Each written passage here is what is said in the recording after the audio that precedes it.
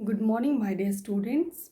हम लोग भीमराव अंबेडकर जी द्वारा रचित मेरी कल्पना का आदर्श समाज इस पाठ का हम लोग अध्ययन कर रहे थे।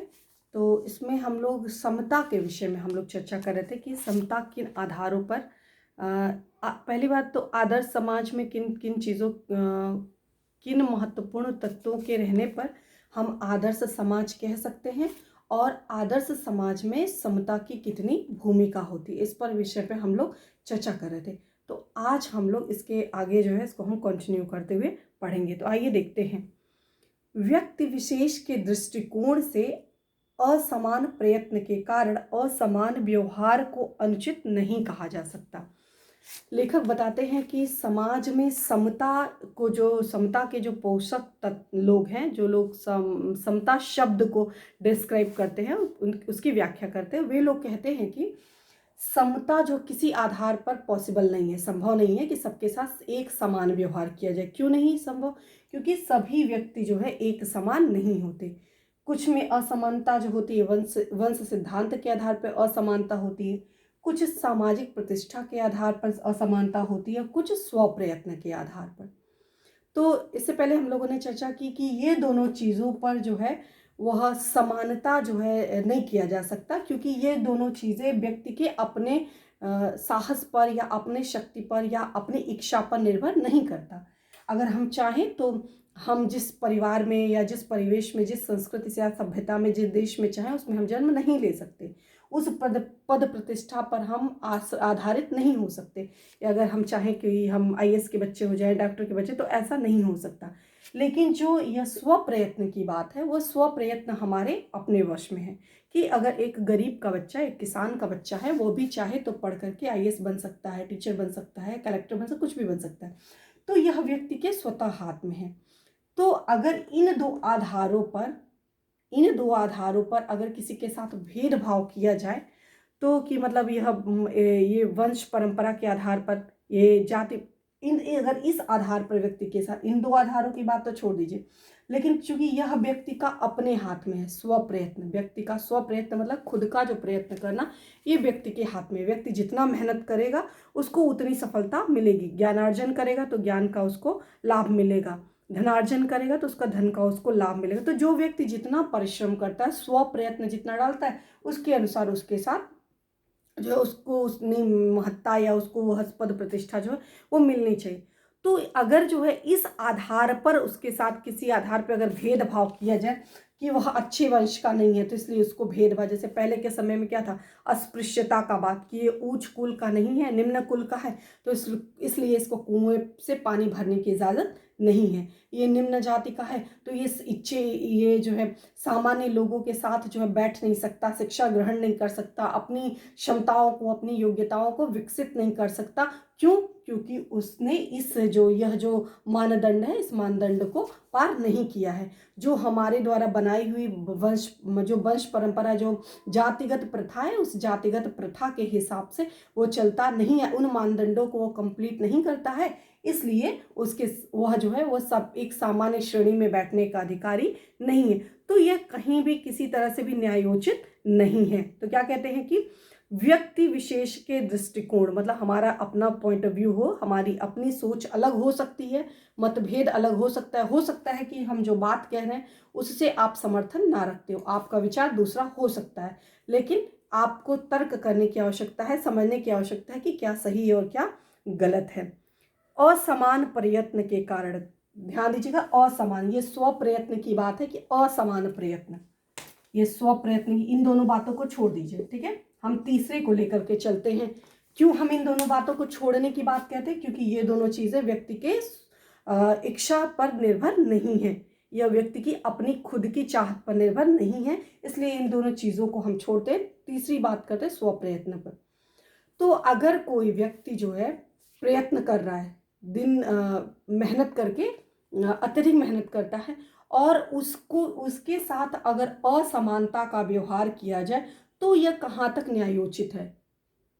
कि वो कितना भी अच्छा क्यों ना हो, कितना ही हुनर वाला क्यों ना हो, कितना ही कलाकार क्यों ना हो, कितना ही गुणवान क्यों ना हो, लेकिन चूंकि वह इन दोनों जो मानदंड है पूरा नहीं करता, इसलिए उसके साथ असमान व्यवहार हो रहा है। तो यह किस दृष्टिकोण में जायज़ है, इस बात पर तर्क उन्होंने दिया कि आप बताइए, ये दोनों तो हमारे वश की बात नहीं कि ये दोनों तो कोई चाह के नहीं कर सकते। लेकिन तीसरी बात की, व्यक्ति का खुद का प्रयत्न, जो जैसा प्रयत्न करता है उसके साथ उस तरह का व्यवहार होना चाहिए। अगर इस आधार पर समानता या असमानता की बात है तो सही है कि कोई अगर जो है 90% पाके भी उसको उतना ही मतलब स्थान मिल रहा है, और कोई 40% या फेल होकर के भी उसके साथ उसी तरह का व्यवहार, तो ये सही नहीं है, ऐसा नहीं होना चाहिए। लेकिन इस आधार पर कि चूंकि वह भले ही कमजोर ही क्यों ना हो, भले ही वो फेल ही क्यों ना हो, लेकिन वह इन दो मानदंडों को पूरा करता है, इसलिए वो अच्छा है।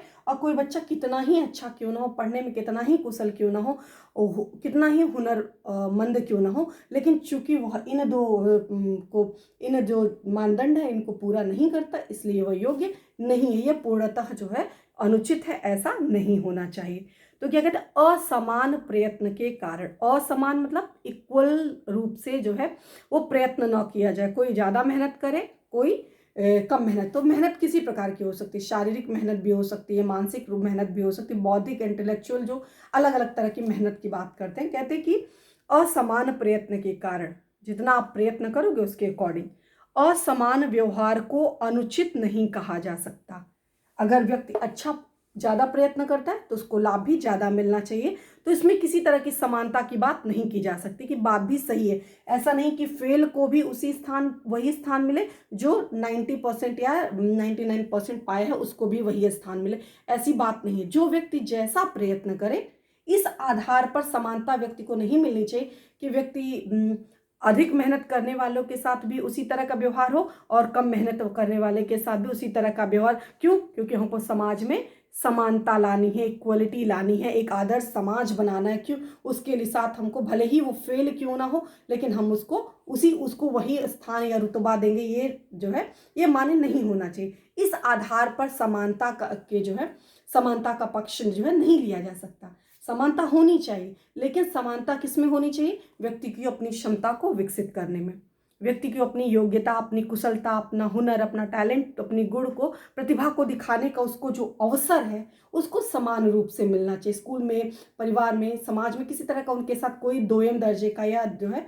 इस तरह का व्यवहार नहीं करना चाहिए। तो इस व्यक्ति के प्रयत्न के आधार पे असमान प्रयत्न, व्यक्ति अलग अलग तरह का प्रयत्न करता है, कोई ज्यादा करता है, कोई कम प्रयत्न करता है, तो उसके साथ अगर जो व्यवहार किया जा रहा है, अगर असमानता का व्यवहार किया जाए तो ये गलत नहीं है। ऐसा असमानता का व्यवहार उसके साथ होना चाहिए। क्यों? क्योंकि वह अच्छे से मेहनत नहीं करेगा, अच्छे से कार्य नहीं करेगा, तो उसका रिजल्ट भी उसको अच्छा नहीं मिलेगा। साथ ही प्रत्येक व्यक्ति को अपनी क्षमता का विकास करने का पूरा प्रोत्साहन देना सर्वथा उचित है।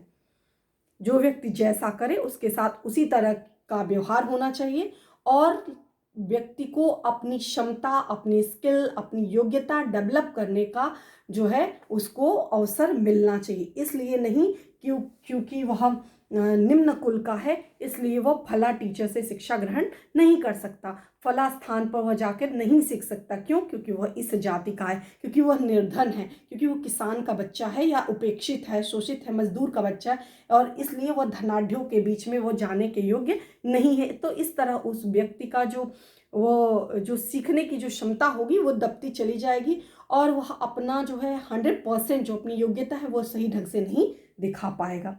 परंतु यदि मनुष्य प्रथम दो बातों में असमान, प्रथम दो बातें मतलब ये बातें और ये दोनों बातों में अगर व्यक्ति में असमानता है, तो क्या इस आधार पर उसके साथ भिन्न व्यवहार उचित है?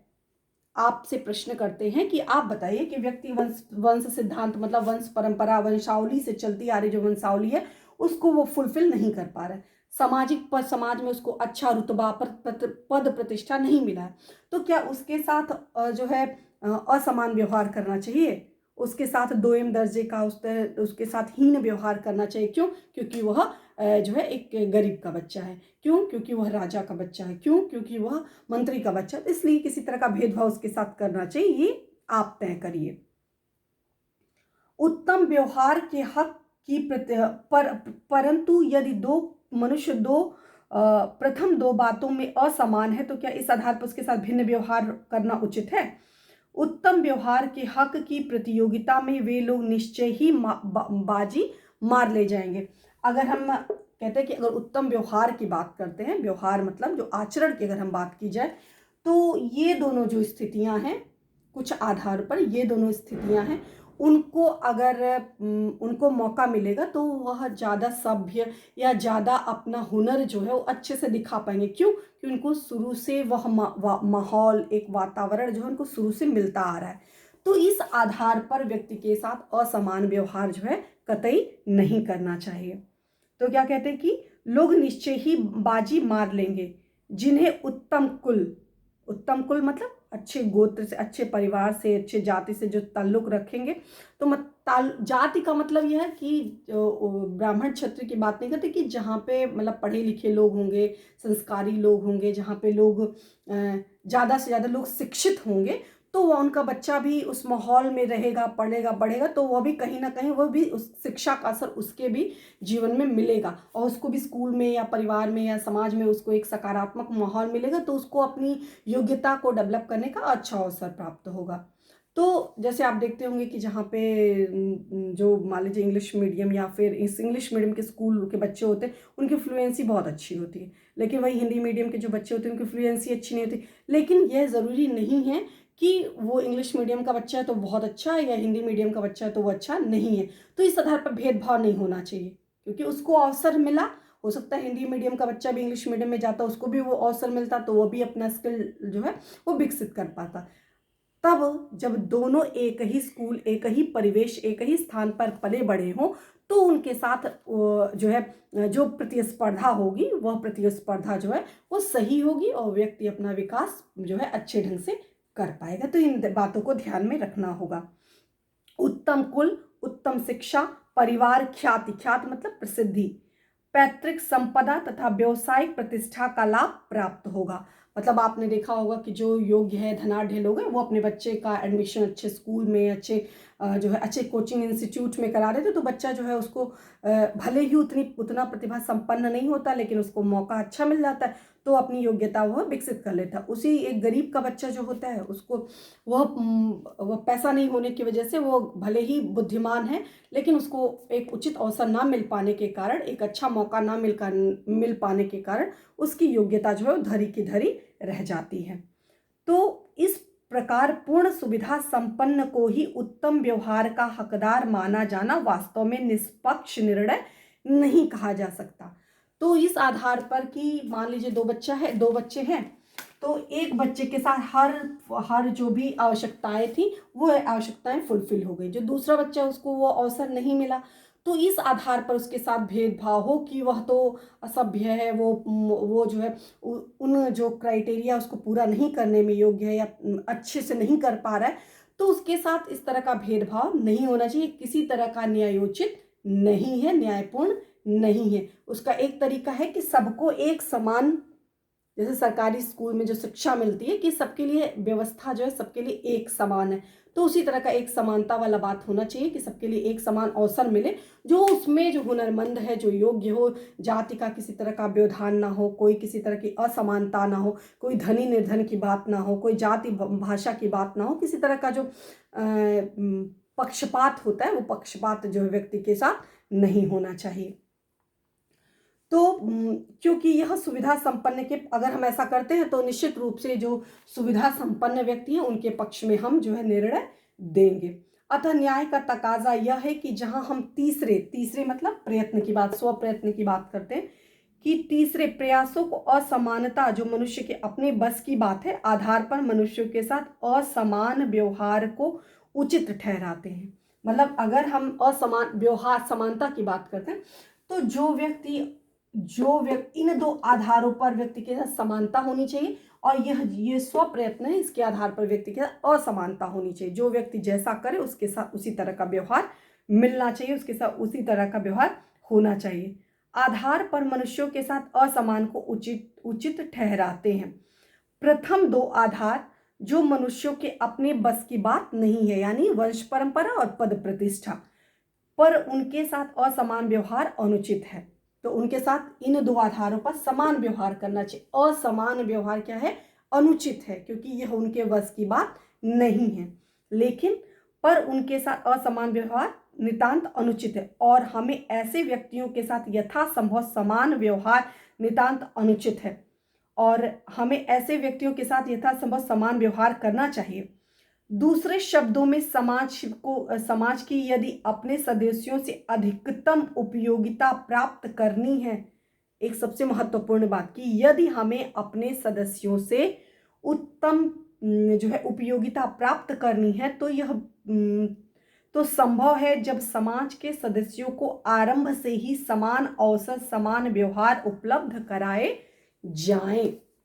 कहते हैं अगर हम चाहते हैं कि हम देश के बारे में सोचते हैं, केवल अपने कुल का, अपने जाति का, अपने परिवार का केवल हम बात नहीं सोचते, पूरे देश की बात सोचते हैं, तो देश हित के लिए हमको एक सबसे महत्वपूर्ण बात ये सोचनी होगी। अगर हम चाहते हैं कि सभी लोग अपनी योग्यता अनुसार जितना हो सके अपनी योग्यता का जो है परिचय दें और ज़्यादा से ज़्यादा हमारा देश उसका लाभ उठा सके, तो उसका एक ही तरीका है कि सबको एक प्लेटफॉर्म पर सबको समानता का अधिकार मिलना चाहिए। किन आधारों पर समानता का अधिकार? इन दो आधारों पर, वंश परंपरा के आधार पर और सामाजिक प्रतिष्ठा के आधार पर।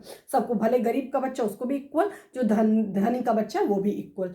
किन आधारों? तो असमानता होनी चाहिए स्व प्रयत्न के, जो जैसा प्रयत्न करे उसके अनुसार उसको वैसा, ये नहीं कि मंत्री का बच्चा फेल हो गया फिर भी उसको जो है उसको पास कर दिया, इस तरह का व्यवहार नहीं होना चाहिए। तो क्या होगा अगर हम ऐसा करेंगे? तो अगर हम अच्छा व्यक्ति है, अच्छा व्यक्ति इन द सेंस मतलब कि अगर वह उसका प्रयत्न अच्छा है तो उसके साथ अच्छा व्यवहार होना चाहिए। अगर उसका प्रयत्न अच्छा नहीं है उसके साथ फिर भी हम अच्छा व्यवहार करेंगे, तो फिर जो अच्छा है तो उसका जो मॉरल होगा, उसका जो आत्मविश्वास होगा वो डगमगा जाएगा कि क्या फायदा, इतना पढ़ने के बाद भी तो उसी के बराबर उसी स्थान पर है, तो अपना वो बेस्ट जो है वो नहीं कर पाएगा। तो इसलिए इन दो आधारों पर समानता होनी चाहिए और इस आधार पर व्यक्ति के साथ असमानता जो है अपनानी चाहिए। ऐसा करने से व्यक्ति अपने हुनर का परिचय स्वाभाविक रूप से अच्छे ढंग से दे सकेगा और समाज जो है तरक्की करेगा, देश हमारा तरक्की करेगा और हर व्यक्ति अपना जो है 100% देश के सहयोग में लगा सकेगा।